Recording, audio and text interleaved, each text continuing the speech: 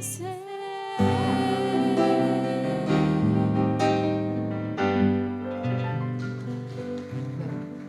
Me usa em nome de Jesus, meu Deus. Senhor, muito obrigada por cada um que conseguiu chegar até aqui.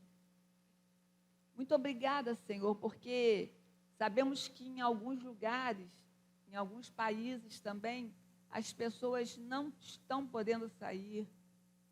Elas têm que ficar, elas não podem frequentar a igreja, elas não podem, tem toque de recolher às 18 horas e outras coisas. E nós, o Senhor tem tido misericórdia. Obrigada por bênçãos e mais bênçãos que nós temos vivenciado aqui na nossa igreja, na tua igreja.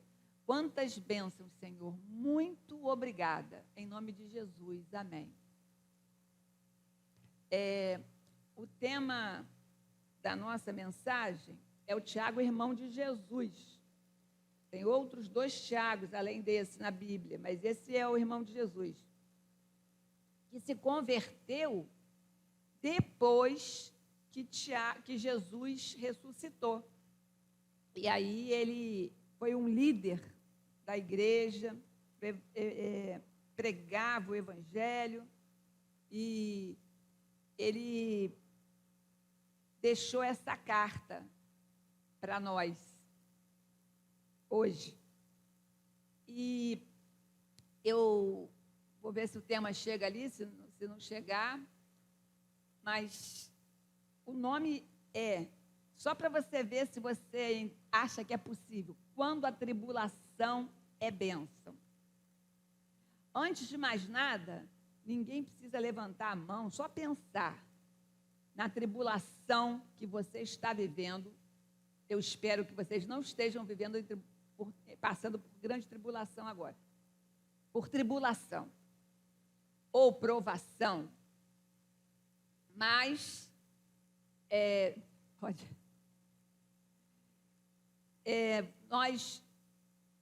um desafio quando a tribulação é uma bênção. Vocês não acham, não?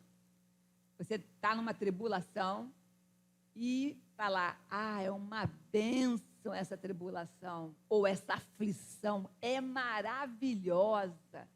Estou feliz da vida porque eu estou passando por provação, por aflição, por tribulação. Gente, é difícil, nós temos que admitir, eu pelo menos, não conheço ninguém que fique vibrando porque está passando por uma tribulação. Não é consequência de pecado, que é diferente. A pessoa faz uma coisa errada, pisa na bola, sabe que não está fazendo a coisa certa, e aí tem a consequência do pecado. Isso é uma coisa.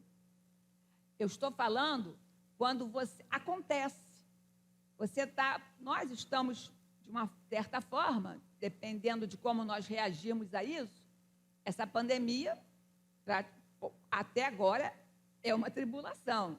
Mas eu quero que vocês pensem naquela, assim, bem pessoal, bem específica, que você pode estar passando, e assim, você pode estar pensando, como vai ser? E você reclama, e você fica triste, e você, eu vou desistir de orar, eu não vou mais orar nem por isso, porque essa tribulação não passa. Por que comigo? Por que isso está acontecendo comigo? Por que eu? E lá em Tiago, o capítulo 1, o verso, ali saiu, parece 23, mas tem um tracinho, verso 2 e verso 3, tá? Mas antes de começarmos a ler, sabe que você, que é crente em Cristo Jesus, é batizado, você é um discípulo de Jesus.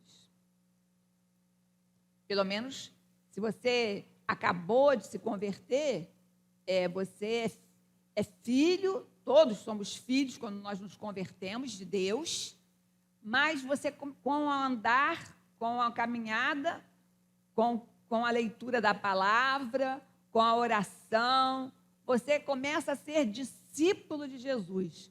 Discípulo é aquela pessoa que tem um mestre e se parece com o mestre.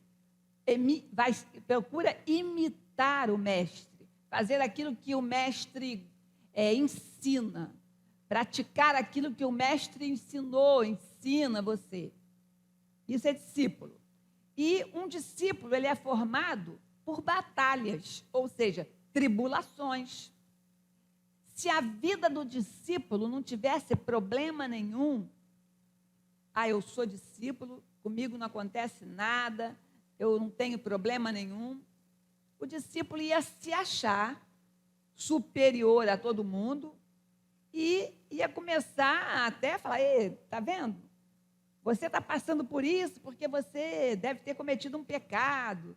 Não é tribulação, não. Isso aí é um castigo, ou qualquer besteira que você possa ouvir falar por aí. Mas o discípulo, ele é formado por batalhas, ou seja, por tribulações.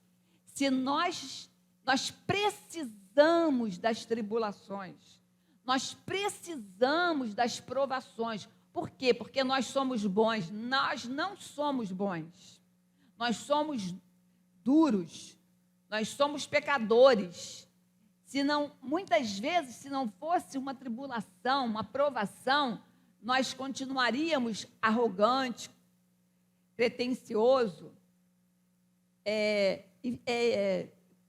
estaríamos sempre nos achando melhores do que os outros.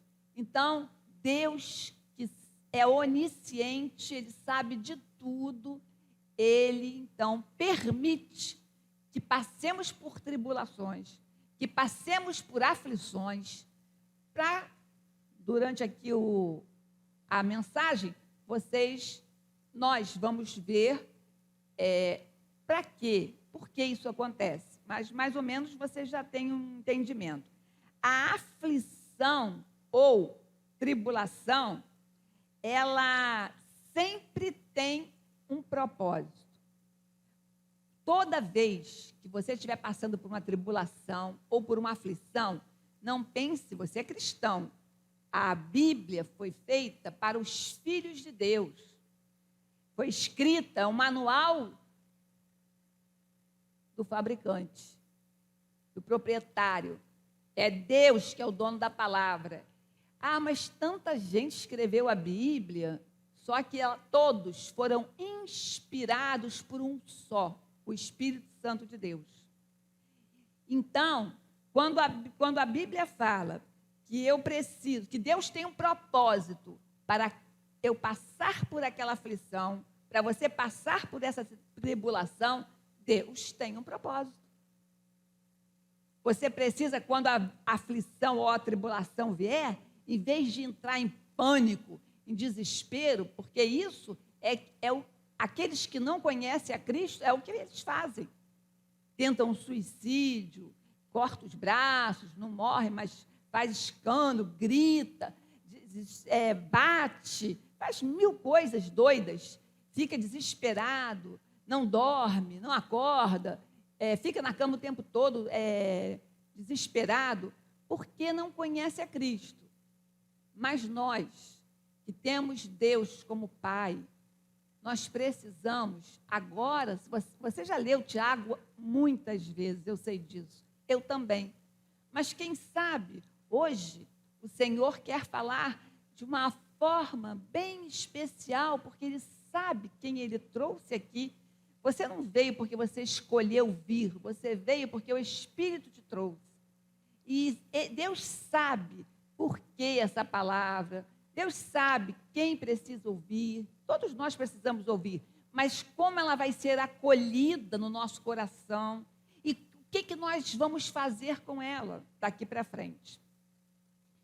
Então, antes do Tiago em si, tem um salmista aqui, tem os Salmos 119, o 67 e 71, eu vou mostrar para vocês, que fala assim, olha só.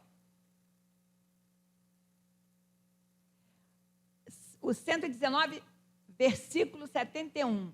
Antes de ser afligido, andava errado, mas agora guardo a tua palavra. Então, o propósito ali foi que ele aprendeu andou errado, aprendeu, e agora não vou errar de novo, eu vou guardar a tua palavra. E no mesmo Salmos, o versículo 71, foi-me bom ter eu passado pela aflição, para que aprendesse os teus decretos. No Antigo Testamento, Davi escreve esses salmos, dizendo que foi bom ele ter passado pela aflição, porque assim ele aprendeu os decretos de Deus. Então, teve um propósito, ele entendeu o propósito. A questão não está em Deus, porque Deus não erra, é perfeito. A questão está em nós. Como é que nós recebemos a tribulação? Como é que nós encaramos a aflição? E de joelhos é uma boa maneira, assim que eu estou aflita, quando eu estou angustiada, quando eu sinto que a tribulação chegou, joelho no chão, oração, leitura da palavra, clamor. É assim que a gente deve agir. Agora vamos ver mais uma coisa, que a maioria dos cristãos prefere aprender com a vida, não é? Vocês concordam com isso? Todo mundo conhece cristão de várias igrejas, daqui também. Muitos cristãos preferem aprender com a vida. A vida que eu digo no mundo, o mundo jaz no maligno. Aprender com a vida, até a gente sabe muito bem que devemos ensinar a criança no caminho que ela deve andar, para que ela não se desvie, porque Deus, quando Ele ensina com amor, porque Deus é amor. Jesus, Ele tem misericórdia, Ele dá chance, ensina com toda a paciência que nós nem imaginamos, que nós não somos pacientes muitas vezes, mas Jesus é. Só que a vida não é assim, a gente sabe. Aprender com a vida dói, a vida é dura. A vida, ela bate, ela não quer saber. Se você não sabe, vai aprender com ela. É a pior coisa que a pessoa faz, é aprender com a vida. Mas a maioria dos cristãos prefere aprender com a vida, porque a porta é larga. Dá para passar para qualquer lugar. E a Bíblia diz que essa porta larga da vida, ela leva a pessoa à perdição. Gente, eu não estou falando nenhuma novidade, ainda mais para a maioria que está aqui. Poucas crianças têm aqui. E mesmo as que têm, que não são tão pequenas, a não ser as gêmeazinhas, que não entendem ainda, fora elas, todo mundo sabe disso. É o óbvio anulante. Ué, e por que faz? A gente sabe, mas às vezes, ou quase sempre, esquece. E para usufruir o sobrenatural de Deus tem um sobrenatural para todos os filhos.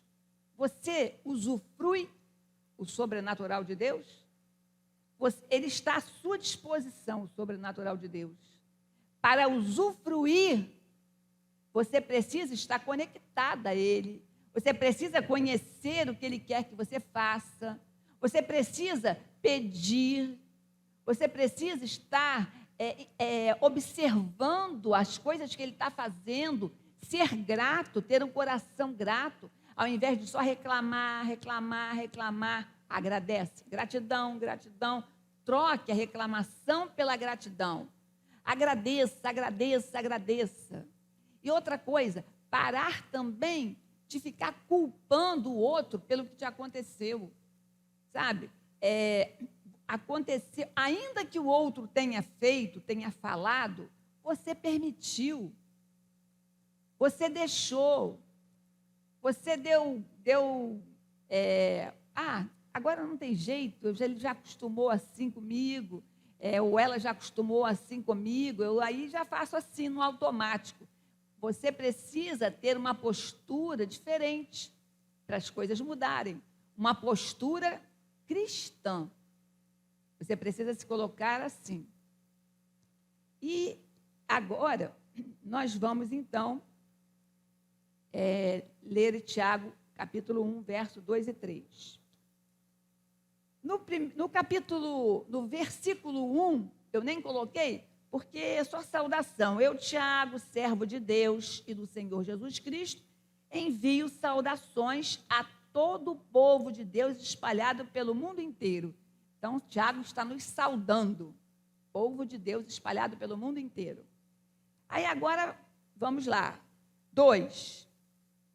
Meus irmãos, sintam-se felizes quando passarem por todo tipo de aflições. E 3. Pois vocês sabem que quando a fé vence essas aflições, ou vence essas provações, ela produz perseverança. Eu acho que eu coloquei, porque pode ser que alguém não tenha trazido Bíblia. Meus irmãos, sintam-se felizes quando passarem por todo tipo, não é um tipo só não, sentimental, financeiro, todo tipo, familiar, no trabalho, profissional. Sintam-se felizes quando passarem por todo tipo de aflições. Sinceramente, era muito difícil entender isso.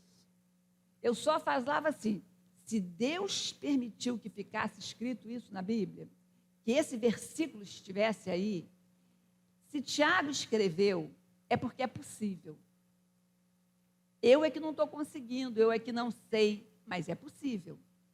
Porque tudo que está aí é possível, é verdade, é verídico, acontece. Mas é difícil passar por uma tribulação, por todo tipo de aflição, feliz?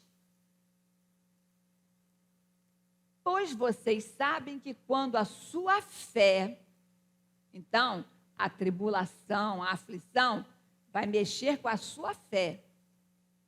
Pois vocês sabem que quando sua fé vence essas provações, a sua fé, ela produz perseverança.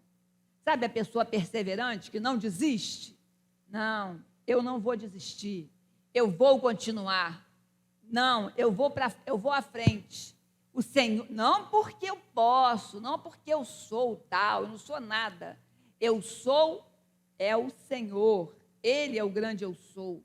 Eu vou conseguir porque o Senhor é meu pastor. E todos os outros versículos que você puder pensar, lembrar, todas as promessas que vierem à sua mente, porque você lê bastante a palavra, você conhece muito da palavra, mesmo que não precise decorar o endereço, o importante é conhecer a palavra, porque quando nós não tivermos, não que não seja bom, quem conhece o endereço é maravilhoso, mas quem tem alguma dificuldade de conhecer o endereço, um dia tirarem a palavra das nossas mãos, ela precisa estar na nossa mente, o que está escrito, porque o endereço foi feito pelo homem, só para facilitar a que nós possamos achar aquilo que a gente está procurando. Mas é muito importante que nós tenhamos na mente a mensagem. Então, esses 2 versículos, eles estão dizendo que a tribulação é bênção. Primeira coisa que eu vejo que a tribulação é bênção, é você que está colocando, quando ela gera em nós perseverança. Então, dá para entender. Eu tive um problema de saúde, um exemplo. Aí eu perseverei, eu fui no médico, no outro, não deu certo, mas graças a Deus, fiz um exame, isso é um exemplo. Eu nem sabia, por causa daquela tribulação, daquela aflição, da que eu estava sentindo com aquela doença, aí fizeram um exame em mim e descobriram que eu tinha um problema sério que eu nem podia imaginar. Que bom! Se não fosse aquela aprovação, Se não fosse aquela tribulação, eu não teria descoberto no início e aquilo podia aumentar, e eu me dar muito mal. Mas graças a Deus que eu descobri. Viu uma maneira da tribulação ser uma bênção? Essa é uma maneira. E tem outras maneiras. Então, todos nós passamos por tribulações. Porém, quando ela chega, é difícil entender o que Tiago escreve no verso 2. Uma vida firmada em lutas dá a essa pessoa força para enfrentar novos desafios. Vocês sabem aquela pessoa que não faz nada? Tudo vem na mão? Papai dá, mamãe dá, já é adulto. Ah, não vou trabalhar não, para quê? Papai me dá uma mesada, mamãe me dá uma mesada, já tem 30 anos ou mais, para trabalhar não vou estudar não, para quê? Quando meu pai morrer, eu já até comentei uma vez aqui, que eu conheço uma pessoa que está viva ainda, graças a Deus, que espero que ela ainda mude de ideia um dia, mas ela sempre dizia assim, o seguro do meu pai e o salário dele de oficial da Marinha é tão bom que meu pai vai ser melhor morto do que vivo. E tem muito tempo isso, não é coisa de agora não. Ele morto vale mais do que vivo. Então, está muito bom para mim. Então, assim, uma pessoa que não quer nada, que só vive recebendo, só quer levando a vida assim, como se sem nenhum objetivo, sem nenhum sacrifício. Isso aí, a pessoa vai perseverar de alguma forma? Não. Quando acontecer dela ficar pior, ou financeiramente, ou com outro problema, ela vai, papai, mamãe, coroa, vai pedir. Ela não vai perseverar, ela não foi acostumada. Agora você pode ver que aquela pessoa que rala desde cedo, trabalha, ou então estuda muito, se esforça, ela não quer depender dos pais, ela não quer depender dos avós ou de herança, ela trabalha para ela se manter, para ela não ser um peso para a família, ela trabalha porque ela também quer ter uma família um dia e quer que o filho, que a filha e a esposa ou o esposo tenham um orgulho dela. É bem diferente. Então, esse tipo de pessoa que está acostumado às lutas, ela vai enfrentar novos desafios, como?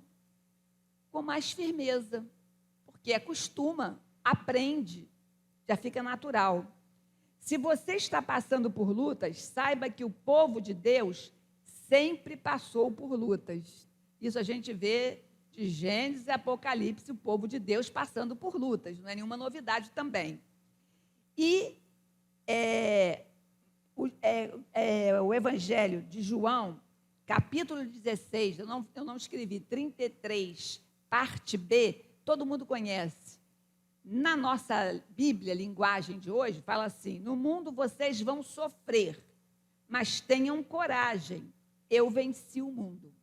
E na outra versão, que vocês conhecem mais, a gente fala mais, no mundo tereis aflições, mas tem de bom ânimo, eu venci o mundo. Então, não é surpresa nenhuma para nós sabermos que vamos enfrentar batalhas, lutas, aflições, tribulações. Jesus já deixou isso bem esclarecido. Jesus já mostrou isso. Jesus já nos avisou que não ia ser diferente. O que nós precisamos guardar hoje em nossa mente é que, se Deus permitir que você passe por provações, tenha certeza que na hora do problema, na hora da provação, na hora que a aflição vier, Ele vai revestir você. Isso é um consolo. Quando você passa por provação ou tribulação, você que é filho de Deus, filha de Deus, você está revestida na hora da aflição e da tribulação. Você não vai de peito aberto. Você tem o revestimento do Senhor. Você passa, mas Ele está te protegendo. Ele está te guardando. Ele está te revestindo. Ele está te dando forças. Isso é uma coisa também que é preciso guardar e pensar.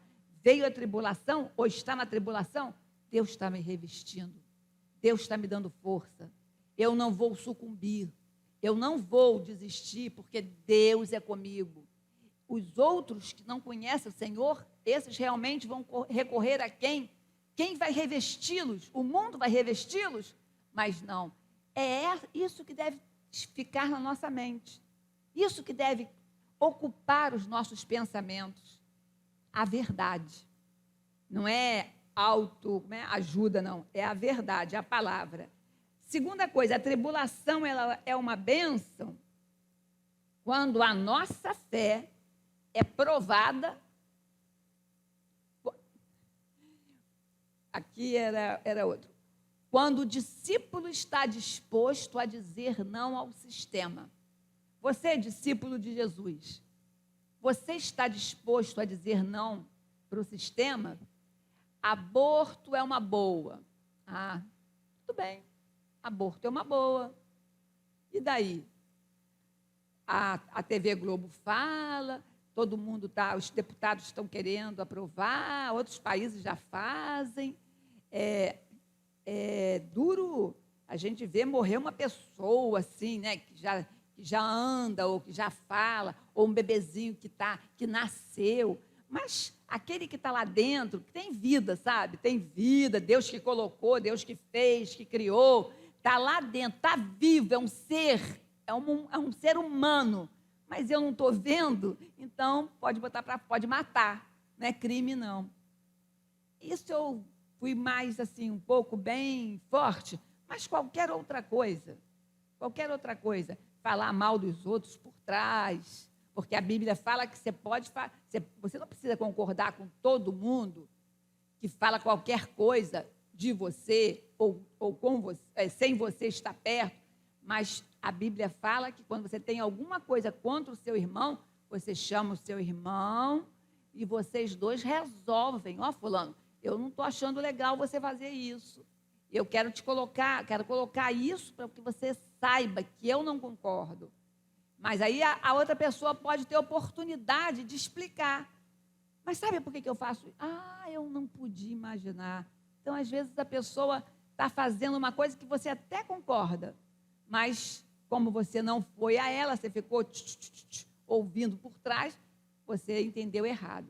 Então, quando o discípulo está disposto a dizer não ao sistema, aí a tribulação é bênção. Muitos estão querendo chegar ao topo sem subir degraus. Quer chegar? Tem que subir 1, 2, 3 degraus. Não, eu quero chegar lá sem subir. Quero subir de 3 em 3, de 4 em 4. Eu quero, sei lá, de repente dar um pulo, chegar lá. Quero chegar o mais rápido possível. Querem pular degraus. Aí eu quero lembrar a vocês, até essa imagem aí foi mais por causa disso. Daniel, ele era um homem verdadeiramente convertido a Deus. Daniel era um servo de Deus. Daniel, ele era um profeta. E uma pergunta, aí você fala, puxa, eu também era Daniel, né? Aí eu pergunto a você, quantas pessoas você conhece que estão dispostas a serem lançadas na cova dos leões? Entenda a cova dos leões conforme você queira agora, porque agora a gente não tem leão, cova para fazer isso. Mas pense naquele negócio que você tem que se lançar, colocar a sua cara, e vai acontecer. É muito fácil falar, mas quantas pessoas você conhece? Outra pessoa. Muitos também querem a ousadia, querem a intrepidez de Sadraque, Mesaque e Abidnego. Eu queria ter essa intrepidez, mas a pergunta é, quantos estão dispostos a serem lançados numa fornalha de fogo ardente para que o nome de Deus seja louvado.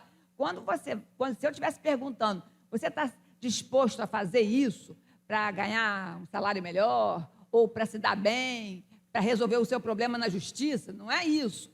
É em relação a proclamar o nome do nosso Senhor, por causa de Cristo agora. Quem está disposto? São poucos. São poucos. Infelizmente, hoje nós temos também outros faraós. Esses faraós de hoje, eles nos impõem determinadas situações, seja a mídia, seja a moda, e nós estamos nos curvando diante desses faraós.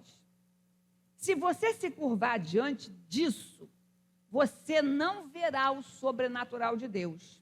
É preciso, hoje, andar na contramão. A quem você agrada primeiro? Essa é uma pergunta também que você deve se fazer de vez em quando, pelo menos. Quando você fizer algo, você está agradando primeiro a Deus ou você está agradando primeiro a Faraó? Se você deixa Jesus esperando, é sinal que Faraó está agradecendo a você pela preferência. Sempre que você deixa Jesus de lado. Sempre que você deixa Jesus esperando. Sempre que ele não está em primeiro lugar. E por último, a tribulação, ela é uma bênção quando a nossa fé é provada e aprovada. Muitas pessoas, a fé é provada e a pessoa é reprovada. Mas somente quando a nossa fé é provada e aprovada é que nós somos discípulos de Jesus, é que nós estamos fazendo aquilo que é certo, é quando a tribulação é uma bênção. A nossa fé é provada na tribulação. Se ela é confirmada, vai gerar experiência com Deus. Só existem duas maneiras da gente aprender nessa vida. Eu já até comentei, com Deus ou com a própria vida. Cuidado com a vida que você vive, porque muitas vezes estamos preocupados com o que dá ibope. Queremos agradar a todo mundo, concordar com tudo que não é certo, para ser aceito pelos outros, para ser, a galera ali vai me aceitar, porque eu estou concordando com tudo, de verdade, não é para fazer de puritano, não. Quando é de verdade, de coração. Cuidado mesmo, sabe por quê? Quando nós devemos querer ser imitadores de Cristo. Cristãozinho, imitadores de Cristo. E ou a gente é cristão e vive imitando Cristo, ou então nós estamos falhando. Temos que começar de novo. Não é desistir, não. Começar de novo. Vou tentar de novo nessa parte que não estou conseguindo. Vou tentar de novo. A tribulação, ela é uma bênção, pois nos faz entender o sofrimento uns dos outros. Eu só entendo que fulano está passando por isso, sim, assim, porque eu já passei. Um exemplo. Aí eu entendo o problema que ela está passando, eu vou considerar mais, eu vou tentar ajudar, porque eu já experimentei. Isso que a tribulação faz. Essa tribulação que eu tive e agora fulano está tendo, eu posso alertar fulano, porque eu já passei por isso. Também a tribulação é uma bênção quando ela produz em nós arrependimento do mal. A tribulação também é uma bênção quando ela gera em nós obediência. Você estava desobediente, aí vem aquela tribulação, aí você fica pianinho. Ninguém te forçou a nada, mas caiu a ficha. Vou ficar pianinho aqui porque eu realmente, essa tribulação me fez acordar. Eu achava que não ia acontecer comigo, só acontecia com aquele pessoal ali, com aquele vizinho lá, com aquele outro, com aquele colega, com aquele que não está nem aí, mas aconteceu comigo agora. Então, eu vou pensar melhor. Vocês sabem o fim da vida dos apóstolos e dos principais discípulos, e aí eu termino. Se vocês sabem, eu vou repetir, mas se vocês não sabem, vão saber. Todas essas pessoas que tiveram compromisso mesmo com Deus foram os apóstolos de Jesus e alguns discípulos, muito chegados mesmo, muito discípulo, muito fiel mesmo a Cristo. Aí eu coloquei aqui, Pedro morreu crucificado de cabeça para baixo. Esse acho que todo mundo sabe, né? Ele ia ser crucificado, o apóstolo Pedro, aí ele falou assim, não, eu não sou digno de morrer igual o mestre, me crucifique de cabeça para baixo. Tiago, ele foi decapitado em Jerusalém. João foi lançado vivo em óleo fervente. Por amor a Cristo, pegaram João, um óleo fervente, jogaram, ele não morreu, gente. Aí fizeram o seguinte, gente, já que esse homem não morreu, sendo lançado vivo num óleo fervente, vou mandar para ele trabalhar lá em Pátimos, na ilha de Pátimos. Ele vai trabalhar lá, quebrar pedra, fazer qualquer coisa lá. Ele vai trabalhar nas minas lá da ilha de Pátimos. Por que ele foi para lá? Ele ficou vivo, porque lá ele recebeu o Apocalipse todo, a gente vê que foi Deus falando com João, lá na ilha de Pátimos. Filipe, ele morreu enforcado enquanto era apedrejado. Não bastava ser apedrejado ou só enforcado, pedra e corda. Bartolomeu, Mateus foi morto à espada. Bartolomeu olha o que fizeram com Bartolomeu. Pegaram, colocaram ele dentro de um saco, fecharam o saco e jogaram no mar. Simão foi martirizado até morrer. Tomé morreu a flechadas. Matias, aquele que substituiu Judas Iscariotes, foi apedrejado e decapitado. Estevão morreu apedrejado. Vocês lembram disso, né? Marcos foi arrastado pelas ruas até morrer. Desfilaram com Marcos sendo arrastado até ele morrer, não aguentar mais. E Barnabé foi apedrejado. E, por último, aqui, Paulo foi decapitado. Então, você tem tribulação, gente? Que nós temos tribulações, porque às vezes a gente fala assim, Senhor, eu não mereço isso, eu sou isso, eu faço aquilo, eu te adoro, eu te sirvo. E esses homens que nós vemos na Bíblia, esses discípulos e os apóstolos, que depois, principalmente depois do Pentecostes, ou no Pentecostes, depois que Cristo ressuscitou, eles foram e pregaram. Se hoje nós temos a Bíblia nas nossas mãos, porque eles perseveraram, porque eles foram fiéis até a morte. Eles eram pecadores? Sim. Não é? Eu nem coloquei Jesus aqui, como ele morreu, porque todo mundo sabe que foi na cruz por mim e por você, mas ele não tinha nenhum pecado. Ele não foi como Paulo, que pecou, bateu palma para a morte de Estevão, e depois fica cego, se converte, e aí é perseguido, é maltratado, é preso, é chicoteado, tudo que a gente sabe de Paulo. Ele também pisou na bola antes da conversão, mas Jesus nunca, e deu a vida dele, Deus deu o único filho para morrer por mim e por você, sem esse filho ter cometido nenhum pecado. Se eu me lembro todo dia, se eu sou grata a Deus pela salvação da minha alma, ou se você também é grato por isso, todos os dias, pelo menos abrir o olho, obrigada, Senhor, porque o Senhor salvou a minha alma de ir para o inferno, porque o Senhor deu o seu filho, Jesus, e Jesus aceitou. Ele até foi lá orar, se possível, Senhor, afasta de mim esse cálice, mas que seja feita a tua vontade. E os outros que foram com ele, para dar força a ele, eu vou lá, vocês fiquem orando aqui. O que os outros fizeram? Dormiram. Então, nós precisamos acordar a igreja. Eu quero fechar dizendo a vocês que, embora esses homens tivessem passado por isso, hoje, nós sabemos aonde eles estarão eternamente no céu. É isso que tem que estar permeado em nossas mentes. É isso que tem que estar transbordando nos nossos corações.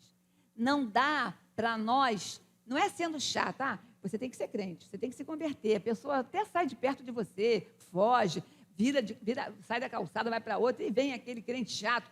Não, mas é orando pela pessoa, orando pelaquela pessoa que ainda não se converteu, porque você vai deixar de fazer a sua parte.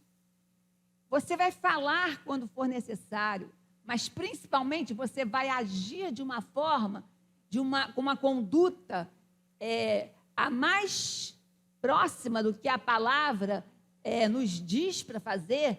Nós devemos nos esforçar para que esse mundo que já está terminando, essas pessoas que nós amamos, possam ir morar no céu eternamente. Ainda que lá no céu eu não vou saber quem é meu marido, quem é meu filho, nós vamos ser todos irmãos. Nós vamos nos lembrar dos conhecidos, dos que já foram, dos que ainda vão, mas todos irmãos. Não vai ter essa, né? Nós sabemos, porque Jesus já explicou isso.